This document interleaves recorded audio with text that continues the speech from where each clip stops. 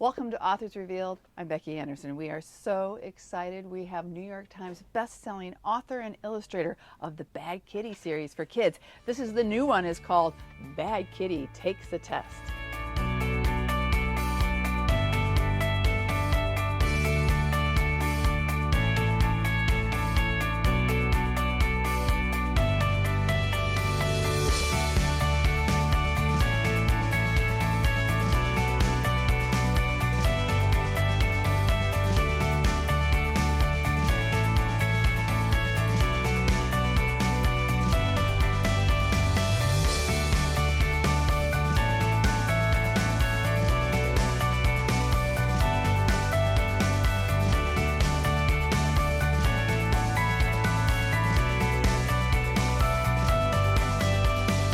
Nick, welcome back to Naperville and Anderson's. I'm thrilled to be here. I love this store. Well, we love having you come back, and we're so excited because what could be better than another Bad Kitty?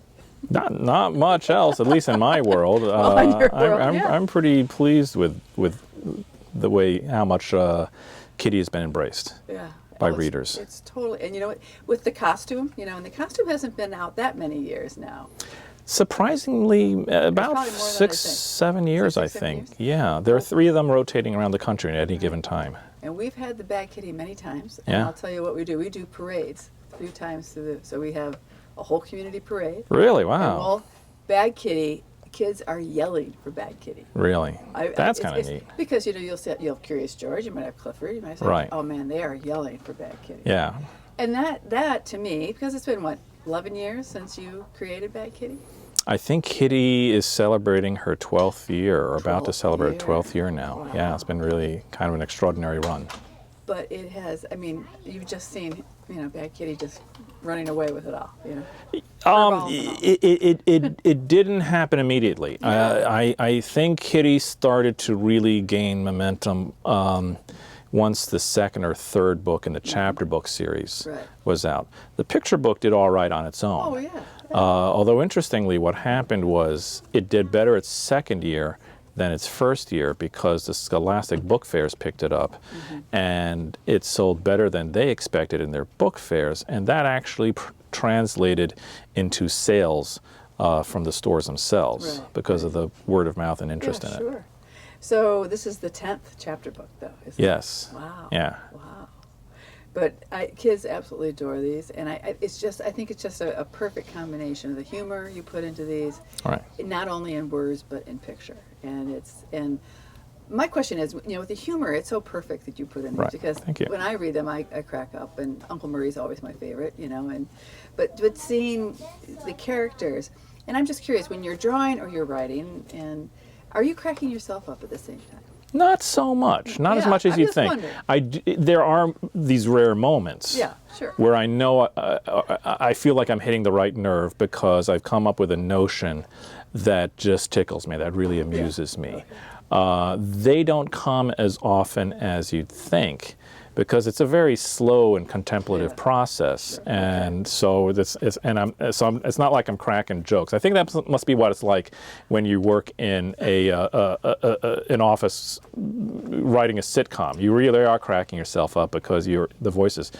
One of the few times that happened was with Bad Kitty Meets the Baby, where I really was contemplating what would happen that first moment when the baby and Kitty's lock eyes. And when I came up with this notion about turning her psyche into a game show where the 3 facets of her personality, hunger, panic, and lazy, sort of debate what this thing is that they're seeing.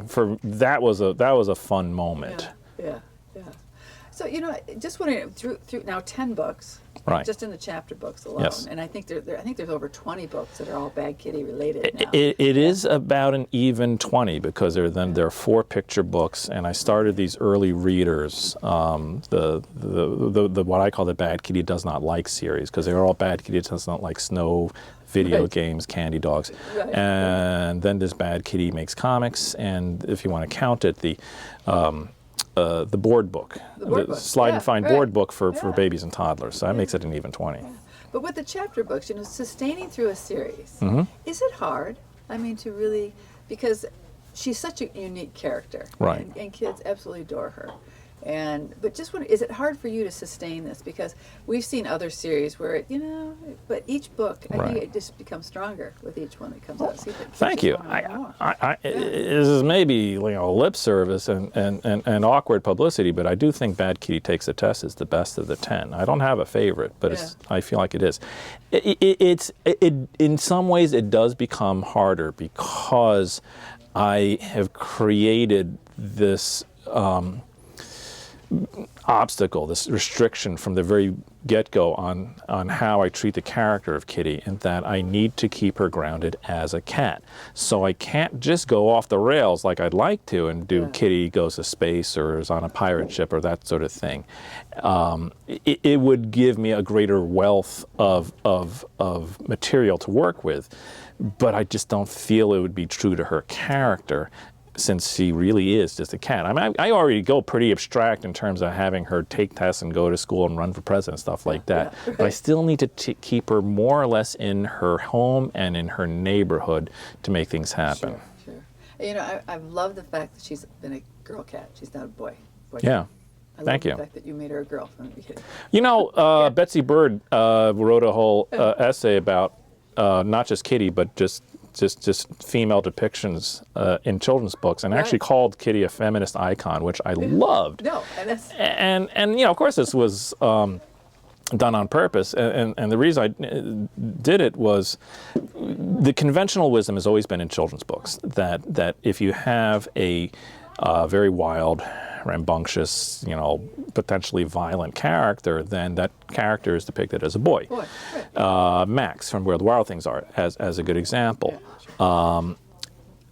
As the father of a 9-year-old daughter, I can personally attest that girls can be just as wild, rambunctious, and potentially violent as any boy can be. The thing I went out of my way to do, though, with Kitty is that I'm going to just make her a female character. She's a female cat. But I'm not going to play it up either, because she is a cat. So no eyelashes. She's not recognizably definable as a female character. No bows in her ears. Right. No feminist, feminine, traits to per se. Just keep her a cat. I do that with one character in my series, and that's Petunia, the bulldog. She's the big girl. She's the big lovable girl. And you only know she's a girl because she has little bows in her ears. She's the only one where I use that sort of old trope to make her look feminine. So I love the premise of this book, and Kitty's going to lose her cat license. Which I think is really interesting, because she's been doing some uncat-like, embarrassing things. So, and I love, and that's the thing I do love about your series and your books in general, is the way you hit adults with a certain humor. Oh, thank you. And then kids maybe on a different level.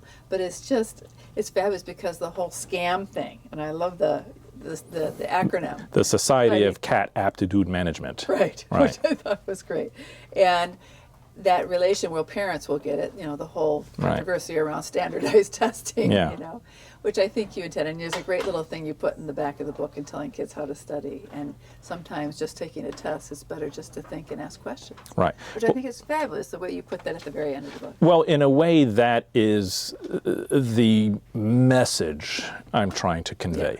See, my personal philosophy on how education is handled in this country is that this entire testing environment has created a scenario in which kids become obsessed by taking tests with finding the right answer, and lost is the art of asking the right question, which is so critical, because that's where all creative thought comes from. Nothing has been created in this country or elsewhere that didn't come from somebody contemplating and asking questions that they then decided to pursue in order to find the answers. But I think that the test, and it's showing, and I love the way you say don't cheat. Well, it's an important message. But bad kitty is bad kitty. You know? Well, she's a bad kitty, but it's also the fact that what's happening is that the testing environment goes to kids as young as kindergarten, first grade. Right. Really, it starts getting really intense at third grade, but. If you're in first grade or second grade or even third grade and you've never really been put into this scenario where you have to take tests, you don't necessarily know that there are rules where you can't look at someone else's paper. Why shouldn't you? Because usually when you're in a classroom, it's a very it's a sharing dynamic in which everybody's supposed to work together. And now you're in this dynamic where you're taking a test where everybody has to be inside their own little bubble to do what they have to and I think that's part of where much of the stress that these kids feel comes from. Yeah, but I think the whole thing that, of course the whole changes in education, but it's having kids critically think about things, and that doesn't come from taking a test. It's working cooperatively and learning from each other and asking questions. Yeah, well, my daughter's a good testament to what's happening because she was having a real problem in public school last year. It was a terrific school. I mean, we live in a great community with an out-of-this-world great public school, but she was having real problems and she was hating school. She would come home every day saying, "I hate school," and it was because she just learns in a different way than other kids. And so we since moved her into a Montessori school where she's thriving. Now the Montessori environment's not going to be ideal for a lot of kids, but it is for mine. Right. And that kind of kid, the kid kind of like my daughter, is represented in this book in the form of Chatty Kitty, because he's the cat who is very clearly smart in his own way, but he doesn't test well. And he's never going to test well because he doesn't think in the testing way. And also because he knows it, he's freaked out. Yeah. He's terrified. In some ways, this is Chatty Kitty's book, even more than it is Bad Kitty's book. Yeah. Right. So, Bad Kitty's, she's 12. Yeah, about that, yeah. But where did the seeds for her to start to grow? The idea to start this series, because you'd done other picture books before you had started this series. But where did the idea come for this cat? Is it based on a cat you had as a kid, or anything, or just did it sort of come out of the? Right. Well, there's actually several answers to that. Okay. First of all, the very concept of Kitty came from a creative device I use in order to find ideas for my books, in which I don't think of concept or plot or story first. I actually think of the title first, and that has been the case for many of, if not most of, my books. So the situation was this: I was sitting at home 15 years ago or so and contemplating titles, just titles that never existed, I'd never seen, and among the titles I was contemplating was Bad Kitty. I like titles that sound good when you say them out loud, and that qualified. So I thought, all right, what can I do with this? If I have a story about a cat doing something bad, what does she do that's so bad? I came up with so many ideas, I started thinking, could be interesting if I put them into alphabetical order. I worked at a bookstore at the time, and my favorite alphabet books were the ones that told a story while telling the alphabet. I then asked myself the question, okay, if she's doing all these terrible things, why would this cat do all these terrible things? And food is so instrumental in their behavior. I thought, okay, maybe I can do an alphabet of foods she does not like. And that's where I realized I have something going here, because of all those alphabet books I can think of at the store where I worked that I adored, I couldn't think of any which ran through the alphabet multiple times in order to tell the story. That's when I felt like I was onto something. The chapter book thing came later. And that came from two different sources. One, sort of a necessity, because writing these picture books with an alphabet format was exhausting me, and I knew it was going to limit my ability to really tell stories about this character. And I knew I had fuller stories to tell. that's when I remembered something that I'd contemplated years beforehand, before I even started creating any manuscripts. And that was from working at a store like this one, and being frustrated one day by publishers who would take a popular children's book character, a picture book character, and then adapting the character and book into chunky little board books for babies and toddlers. It seemed counterintuitive to me.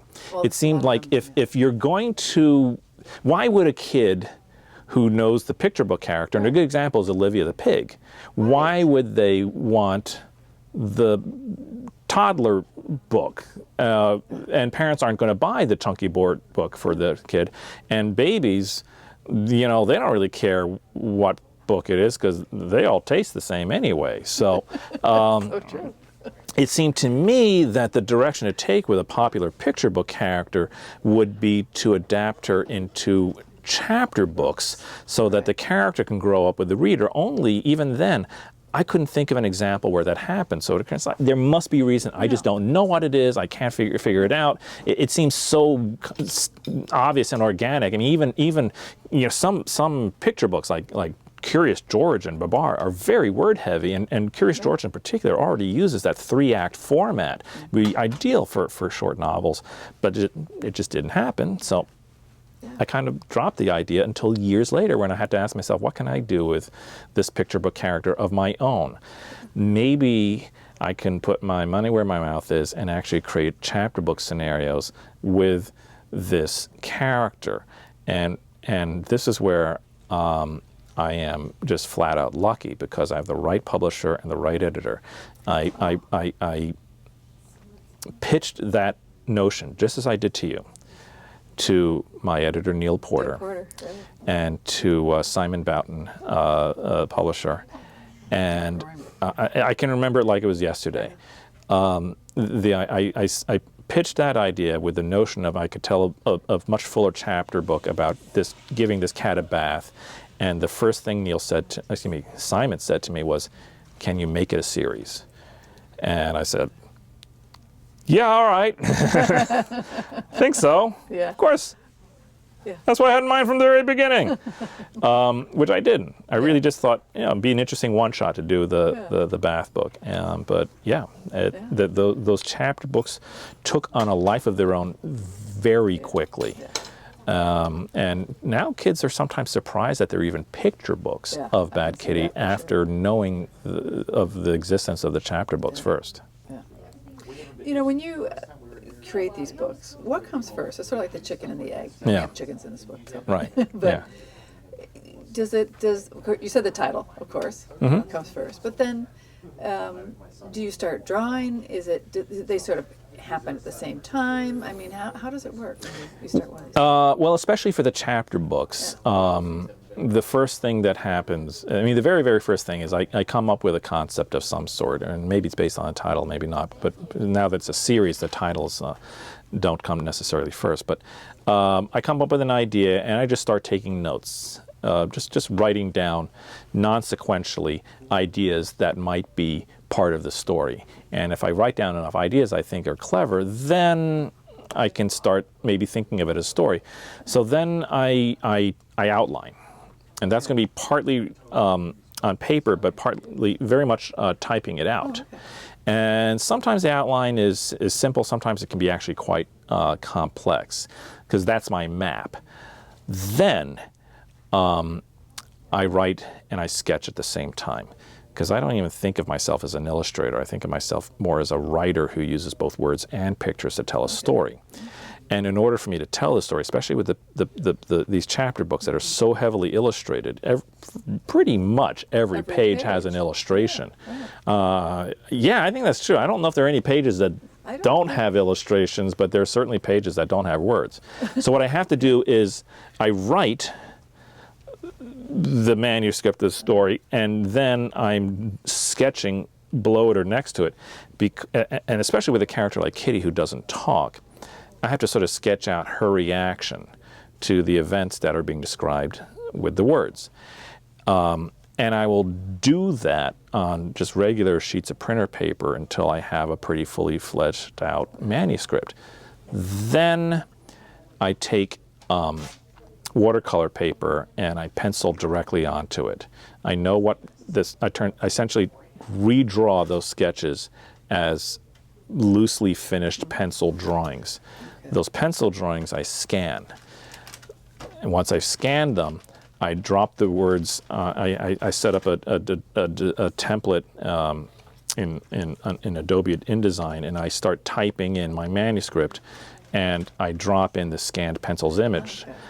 That is what I give to Neil, my editor, because he has to see the pictures as well. Sure. In order to be able to read and understand this manuscript. So he gets a really fully fleshed out manuscript by the time it's done. What he would get from a lot of other books that Neil works with. Yeah, I wouldn't know. This is just how we've worked all these years, and it seems to work out just fine. I just don't have any history or experience with what other people do, what else they hand into him. But I wanted to ask you about I love the book, A Wonderful Year. Thank you. I love that picture book. Thank you very much. I hope you do some more like that. Yeah. I love book talking that a lot. Thank you. That's my best picture book. Yeah. It is. That was a really important book to me.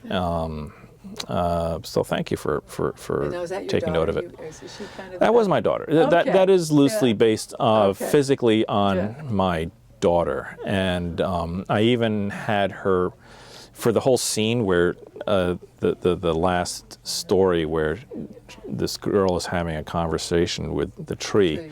My daughter, when I was first fleshing it out, my daughter was only 4 at the time, and I did have her sit down and pose like the little girl and hold a book just so I can kind of get the right pose for her. I'd never done that. I'd never worked off a model, and that was the first time I ever did that. And it was kind of fun. That's a great book. So you mentioned working in a bookstore. And you worked at Books of Wonder in New York. That's right. And so I know you're a big supporter of independent bookstores. Yes. Obviously working with Peter Glassman and everything. So and you mentioned how I've known other authors or illustrators who have worked in bookstores. How did that inform your work as a writer and as a comic artist? How did that inform that whole experience working in a bookstore? Well, certainly it exclusively Books of Wonder, because I worked at a store much more like this one, which had every genre and catered to adults and children, and not as much came from it. Working at Books of Wonder allowed it wasn't.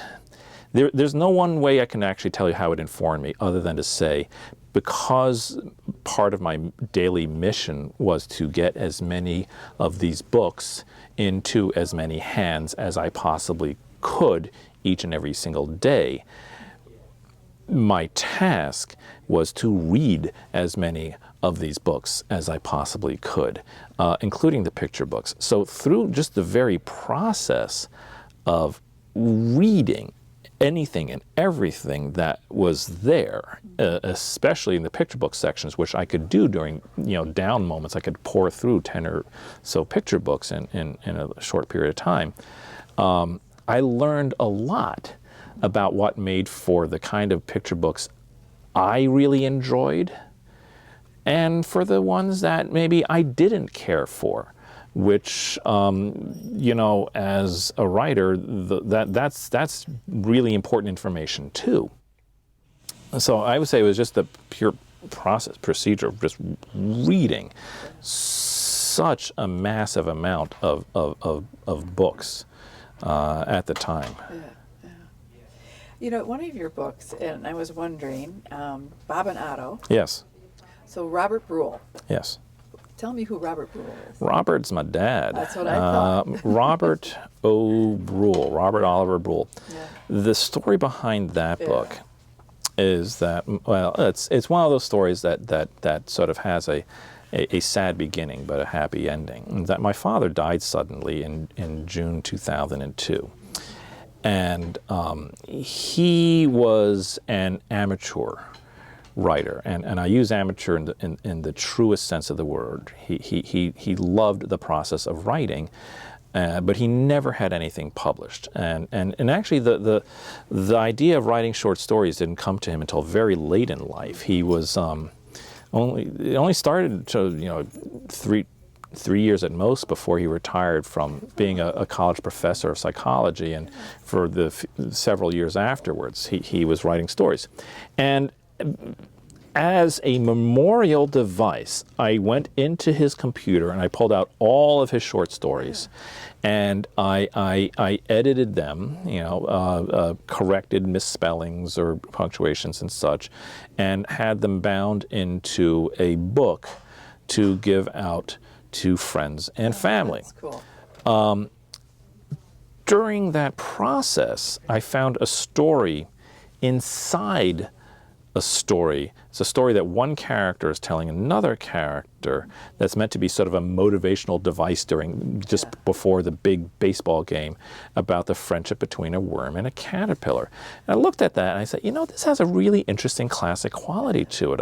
And I wondered two things. One, if my father picked it up from somewhere else, because it just had such an interesting classic quality. I recited it to other people I knew at the store where I worked, and they'd never heard of it. Right. Then I started thinking, I wonder if I could adapt it into a picture book. And I did. I created a book dummy and I handed it to Neil, and Neil picked it up right away. And what I always find fascinating about Bob and Otto is that of all my picture books, that's the one that sells better than any of the others in Canada. It's interesting. Canada really embraced that book. It's really fascinating. The sales in Canada are greater than the ones in this country for that very title. Yeah. It just hit that sensibility. I did hear recently, and this is really only in the last week or two, of a public park, and I couldn't even tell you what city or state it's in, just because I don't have the email in front of me. Somebody there decided to embrace that book, Bob and Otto. Yeah. And so they have a policy where once every now and then they take the pages from the book and they reproduce them on these big sheets, and you can walk through the park and read the book. Oh. And they're going to be doing that with Bob and Otto. Which I think is so cool. If your dad could have seen it's what's great about that is also because now not only do we share credits for the creation of this book, because it really is his story and it's my illustrations, but my father has an author page on the Macmillan website. Just like I have an author page on the Macmillan website, so does my dad. That is so little things like that just keep him alive for me. Yeah. Oh, that's so cool. So, what are you working on now? Do we expect to see any more Bad Kitty? I know we will. But anything else? Well, there will be at least one more Bad Kitty chapter book. Number 11 comes out January 2018, and that is going to be Bad Kitty Camp Days. Okay. And it's a fun story. It's doesn't have a message, just like Bad Kitty Takes the Test. Of all my chapter books, though, this one is the most graphically heavy. This one is a very graphically intense and complicated book. There's one page in particular, for instance, where Kitty appears 25 times on the page itself. And that comes out in a year. Then but right now I'm doing a bit of a departure. I can't go into too much details, but I'm beginning I'm writing a middle grade novel, something that I anticipate could be a trilogy. And so I'm a little intimidated by it, because this is a very different way for me to think of telling a story. There will be some illustrations, but it's going to be nothing even remotely close to what I do with the kitty. The illustrations will be supplements to the story and the words themselves. I don't know how much or if I will integrate them into the storytelling process. I can't get into much detail about it. I don't even really have a succinct title yet, but I can say that all my many, many years of reading comic books is going to finally come to a good use of my efforts. Cavalier clay for middle readers. Mm-hmm. Okay, that's fantastic. Well, Nick, thank you so much for sitting down and talking with me. Well, thank you for having me. This was tremendous fun. Bad Kitty Takes the Test. I appreciate it. Thank you very much for having me. What a furball of a conversation we just had with Nick Bruel, and his new book is called Bad Kitty Takes the Test. You got to read this one. It's the 10th book in the New York Times best-selling series for kids, Bad Kitty. Thanks for joining me on Authors Revealed.